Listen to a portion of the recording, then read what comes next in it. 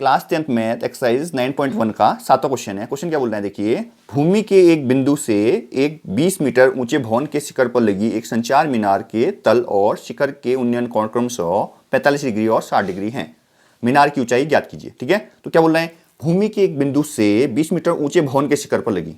ठीक है, देखो 20 मीटर ऊंचा एक भवन है, ये एक भवन है मान लेते हैं जो कि 20 मीटर ऊंचा है। ठीक है, भूमि के एक बिंदु से 20 मीटर ऊंचे भवन के शिखर पर लगी एक संचार मीनार। इसके शिखर मतलब चोटी में क्या लगी है, संचार मीनार लगी है। ये मान लेते हैं संचार मीनार है कोई, क्लियर है। और भूमि का एक बिंदु बोल रहे हैं, मान लेते भूमि का बिंदु यहाँ इस साइड है, कोई बिंदु। इतना समझ में आया क्या बोला उसने, भूमि के एक बिंदु से एक 20 मीटर ऊंचे भवन के शिखर पर लगी एक संचार मीनार। क्लियर है, इतना लिख लिया हमने, कोई दिक्कत नहीं है। के तल और शिखर के उन्नयन कोण 45 और 60 है। एक तो संचार मीनार का तल ही होगा, पहला 45 बोला है तो पहला 45 होगा, और शिखर बोल रहा है शिखर लगा दो, बाद में उससे 60 हो रहा है तो दूसरा वाला 60 होगा। और वैसे भी तुम समझ सकते हो इसको, ये छोटा बन रहा है और ये बड़ा, क्लियर है। एंगल छोटा तो एंगल छोटा होगा। मीनार की ऊंचाई की याद कीजिए, ये मीनार की ऊंचाई आपने निकालना है, समझ में आया ना। लीजिए देखिए, इससे मान लेते हैं x, इसकी जरूरत पड़ेगी आपको, इसका नामकरण कर लो पहले ना। देखो यहां पर नामकरण करो a b c d, clear है। और इसको मान लो कुछ, मान लेते हैं इसका x है और ये मान लेते हैं y है, क्लियर है। 7वां क्वेश्चन है, लिख लेंगे इसमें। ठीक है, माना संचार मीनार की ऊंचाई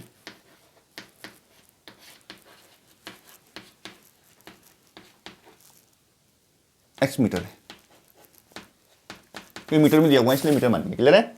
संचार मीनार की ऊंचाई क्या मान ली हमने, x मीटर मान ली। ठीक है, अब देखो ये पॉइंट मान लेते हैं जिसको x नहीं y माना है, सॉरी है ना, y माना है ना हमने, तो ये तो इस बिंदु को माना है। ठीक है, यहां पर लिख लेते हैं ना, भवन के तल से बिंदु की दूरी x मीटर। लैंग्वेज तो लिख लोगे, जो नहीं सेम टू डिटो जैसे मैंने लिखा है वैसे लिखो, आप कैसे लिख सकते। ठीक है, अब आते हैं ट्रायंगल में। ट्रायंगल छोटे वाले को लूंगा पहले ना, ए सी डी ले लो, है ना, ए सी डी में ऑब्वियसली बात है, आपको लंब दिया है, आपने आधार निकालना है इसमें, तो आप 10 लगाओगे सीधा सीधा, बता देता हूं अब तो याद हो गए होंगे, लंब और आधार 10 होता है ना। तो 10 ए लगेगा,